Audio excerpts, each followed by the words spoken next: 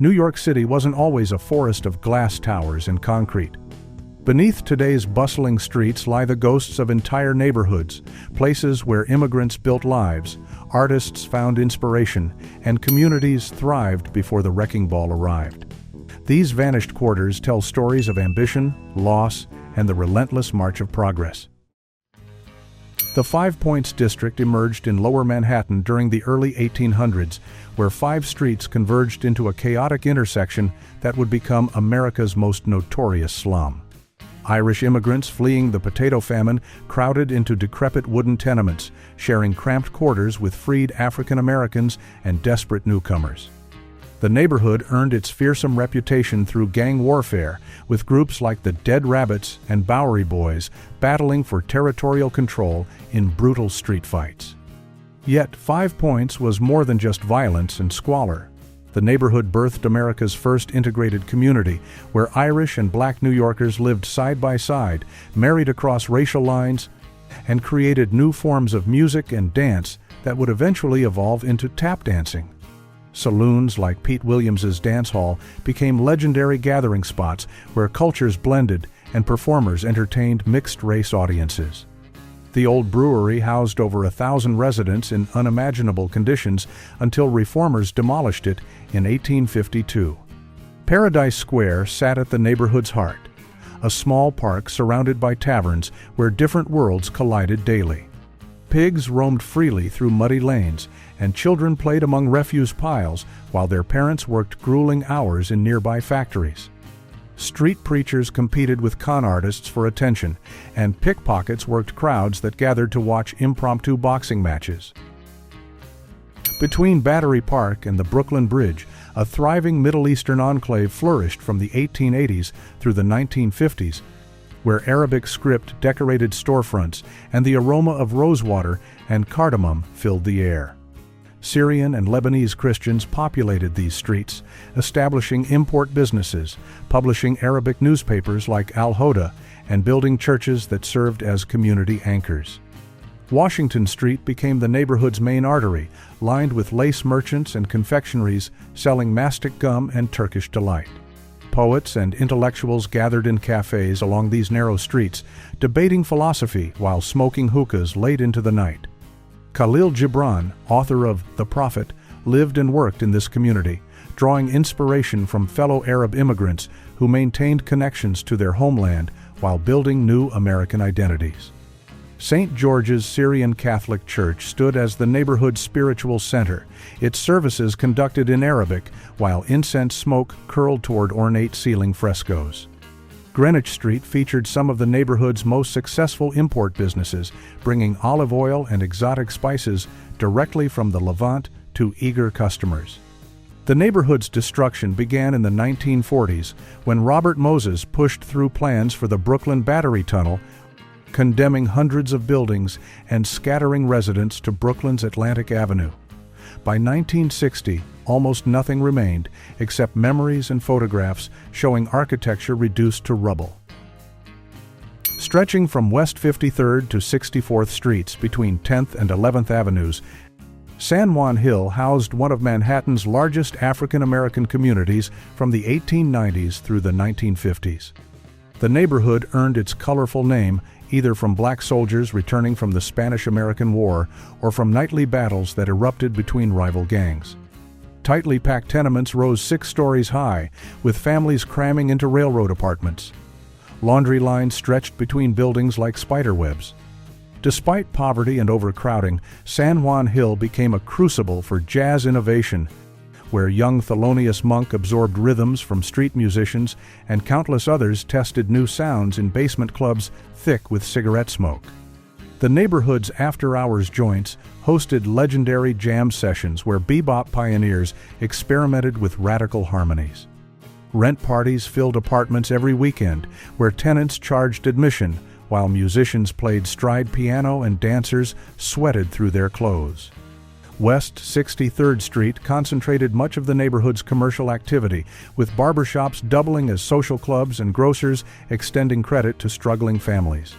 Phoebe's restaurant on West 61st Street served soul food that attracted customers from across the city, its fried chicken prepared according to recipes brought north during the Great Migration. Lincoln Center's construction in the late 1950s erased this vibrant community entirely, displacing thousands of families. Long before it became synonymous with homelessness and decay, the Bowery stood as New York's premier entertainment district, attracting fashionable crowds to elaborate theaters and beer gardens during the mid-1800s. The street stretched from Chatham Square to Cooper Union, lined with concert saloons, dime museums, and variety theaters where working-class audiences watched melodramas. Wealthy merchants built Greek Revival townhouses along these blocks, considering the Bowery an address of distinction. The Atlantic Garden Beer Hall could accommodate thousands of patrons, where families gathered at long tables to drink lager and listen to German brass bands. Harry Hill's Dance Hall at Houston Street became famous for its anything-goes atmosphere, where boxers, politicians, and theatrical performers mingled with prostitutes and pickpockets. Barnum's American Museum drew massive crowds with its collection of curiosities until fire destroyed the building in 1865. McGurk's Suicide Hall earned its grim nickname from the numerous patrons who ended their lives after drinking there, its basement rooms offering cheap lodging and cheaper alcohol. The neighborhood's decline accelerated after the elevated railway cast permanent shadows over the street in the 1870s, driving away affluent residents. Grand theaters converted into flop houses or were demolished entirely, their ornate facades crumbling as the 20th century brought new entertainment uptown. In 1825, African-American families began purchasing land in what would become Central Park's western section, establishing Seneca Village as Manhattan's first significant community of black property owners. By 1855, approximately 250 residents lived in neat wooden homes arranged along streets that fostered genuine neighborhood pride. 3 churches served the community, including the African Methodist Episcopal Zion Church, which became a center for abolitionist activity. Gardens flourished behind homes where residents grew vegetables and kept chickens. Irish and German immigrants also settled in Seneca Village, creating one of Manhattan's most economically integrated neighborhoods where black landowners lived alongside white working-class families in relative harmony. The village occupied roughly 5 acres between what is now 82nd and 89th Streets. Property ownership gave black men voting rights at a time when most African Americans faced disenfranchisement. Andrew Williams purchased 3 lots in 1825 for $125. Colored School Number 3 educated local children in a wooden schoolhouse, giving them educational opportunities denied to most black children in antebellum America. The city seized the land through eminent domain in 1857, paying minimal compensation before demolishing every structure to create Frederick Law Olmsted's pastoral landscape. Families scattered across Manhattan and Brooklyn, losing not just homes but accumulated wealth that property ownership represented. The blocks between 34th and 59th Streets west of 8th Avenue earned their hellish nickname through a combination of summer heat, industrial pollution, and rough characters who made these tenement-packed streets their home from the 1860s onward. Irish gangs controlled illicit activities along the waterfront, where longshoremen unloaded cargo ships through grueling physical labor. The elevated railway thundered overhead day and night, casting shadows that kept first-floor apartments in perpetual gloom. Tenement life meant families of 8 sharing 3-room apartments without private bathrooms, hanging laundry across narrow air shafts that barely admitted daylight. Women scrubbed floors in wealthy homes uptown, returning exhausted to prepare dinners over coal stoves in sweltering kitchens where cockroaches scurried along cracked walls. Children played stickball in streets dangerous with truck traffic, their mothers watching from fire escapes while gossiping with neighbors. 9th Avenue hosted most of the neighborhood's commercial activity, with saloons outnumbering legitimate businesses and providing social centers where men cashed paychecks on Friday nights. The Gophers Gang operated from 10th Avenue headquarters, controlling protection rackets throughout the West Side during the early 1900s. The Clinton neighborhood name never quite stuck despite rebranding efforts. though gentrification eventually transformed Hell's Kitchen into a desirable address. Along Cortlandt Street and surrounding blocks near the Hudson River, Radio Row hummed with electronic commerce from the 1920s through 1966, where hundreds of small shops sold vacuum tubes, transformers, wire, and surplus military equipment. During World War II, these cramped storefronts became essential suppliers for defense contractors. Ham radio operators browsed cluttered shelves piled high with mysterious devices, engaging in technical discussions with shop owners who understood obscure specifications. The neighborhood attracted inventors, tinkerers, and students who spent Saturday afternoons hunting for bargains among surplus equipment. Cortlandt Street, between Church Street and West Broadway, concentrated the highest density of electronics shops, their windows displaying oscilloscopes and testing equipment that attracted engineers from across the metropolitan area. Shop owners knew their regular customers by name, often extending credit to trusted patrons.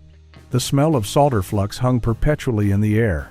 Greenwich Street and Day Street also featured numerous electronics dealers, creating a specialized commercial district where professionals could source components unavailable elsewhere. The Port Authority condemned 16 square blocks in 1962 to make room for the World Trade Center, forcing these specialized businesses to scatter or close entirely. Where technicians once repaired radios and debated transistor specifications, office workers would eventually rush through sterile plazas. Washington Square Park served as the beating heart of Greenwich Village's artistic revolution, where folk singers played for spare change beneath the iconic arch, while poets argued about Kerouac in nearby coffee houses during the 1950s and 60s. Narrow streets lined with red brick townhouses created an intimate urban landscape, unlike Manhattan's rigid grid system. Cheap rents attracted painters, writers, and musicians who transformed ground-floor storefronts into galleries and jazz clubs. The Gaslight Cafe on MacDougal Street and other basement venues hosted performances that launched careers and defined cultural movements, their tiny stages illuminated by candles stuck in wine bottles, while audiences sat shoulder to shoulder. The Cedar Tavern on University Place became the unofficial headquarters for abstract expressionists like Jackson Pollock. The San Remo Cafe attracted writers like James Baldwin and Jack Kerouac. Small presses like Grove Press published experimental work that commercial publishers rejected. Bleecker Street and MacDougal Street formed the commercial core of Village Bohemia, lined with folk music venues and coffee houses that stayed open until dawn. The Village Gate and Village Vanguard presented jazz that pushed musical boundaries, while off-Broadway theaters staged provocative plays. Rising property values began squeezing out struggling artists by the 1970s, as wealthy professionals discovered the Village's charm and drove up rents beyond what creative types could afford. Between East 79th and 96th Streets along the East River, German immigrants built a thriving ethnic enclave, complete with beer gardens, delicatessens, and singing societies that maintained old-world traditions. During the late 1800s and early 1900s, these blocks echoed with German conversation, and butcher shops sold Weisswurst to customers who demanded authentic preparations. The neighborhood supported German-language newspapers, theaters presenting Schiller and Goethe, and gymnastic societies. Schaller and Weber Butcher Shop on 2nd Avenue became a neighborhood institution, its sawdust-covered floors and hanging sausages creating an atmosphere transplanted from Bavaria. The Café Geiger on East 86th Street hosted afternoon concerts where patrons drank strong coffee and devoured elaborate pastries while listening to chamber music. Kleine Konditorei Bakery produced fresh rye bread and elaborate torties using recipes guarded as family secrets. The Lorelei restaurant featured traditional German cuisine served by waitresses in dirndls. East 86th Street between 2nd and 3rd Avenues formed Yorkville's main commercial corridor, where German remained the primary language well into the 20th century. World War I sparked anti-German sentiment that forced many businesses to anglicize their names, and World War II delivered another blow as younger generations rejected their heritage. The Yorkville casino hosted dances that attracted German New Yorkers from across the city, but Yorkville's transformation eventually erased most traces of the community. City Hall Park's eastern edge hosted the concentration of newspaper offices that made Park Row the epicenter of American journalism from the 1830s through the early 1900s. The New York Tribune, Sun, Times, World, and Herald erected increasingly elaborate headquarters buildings that competed for architectural attention. Messengers rushed between buildings, carrying breaking news tips. Reporters typed frantically against deadline pressure in noisy newsrooms thick with cigar smoke. Joseph Pulitzer's World Building rose 20 stories when completed in 1890, making it briefly the world's tallest structure and establishing new height ambitions for American cities. Park Row housed at least 15 major publications, creating such intense competition that reporters sometimes used unethical methods to scoop rivals. Saloons near Park Row did roaring business serving journalists who needed liquid fortification. Hot-type compositors arranged lead letters into pages with practiced speed. Nassau Street and Spruce Street housed smaller publications and printing operations that serviced the major newspapers, creating a complete journalistic ecosystem within a few blocks. The neighborhood's importance declined as newspapers moved to midtown offices during the early 20th century, seeking more space and proximity to the city's shifting commercial center. The Brooklyn Bridge approach eventually consumed many former newspaper buildings, erasing this journalistic district so thoroughly that few New Yorkers today realize these blocks once controlled information. Where newspapers once ruled, the neighborhoods vanished, but their echoes remain in street names, faded photographs, and stories passed through generations. Every subway tunnel, every office tower, every luxury condominium rises from ground where previous communities lived, loved, and lost their battles against progress. These lost neighborhoods remind us that the city we see today is only temporary, destined eventually to become someone else's nostalgic memory of a vanished world.